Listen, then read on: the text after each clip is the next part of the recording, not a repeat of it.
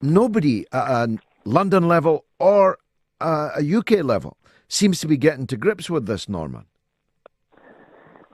Thing is, George, it's all about money.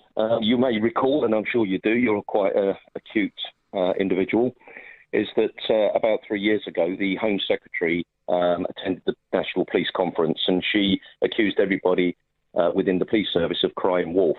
Yep. Well, I don't have to tell you or any of your listeners. The wolves are here now. Crime figures. Yep, back in 2004 on the 13th of December, I was in New York at the time because I used to take all the police to New York on the 9/11 memorials.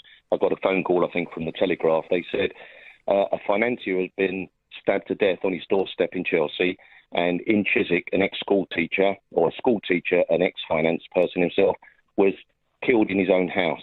And I was walking across Times Square with my operations director, and suddenly in my head, I thought of Knives Destroy Lives.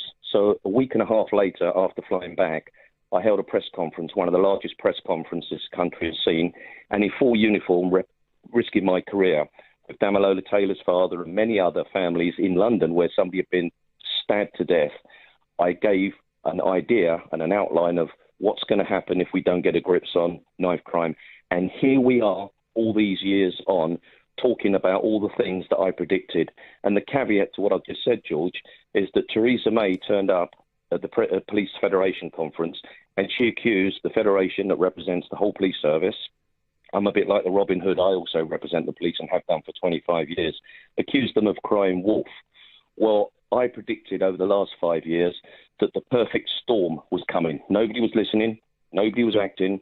Everyone was talking. Talk is cheap. Action seems to be a lot different. Here we are now. The storm has hit Britain, and in particular London.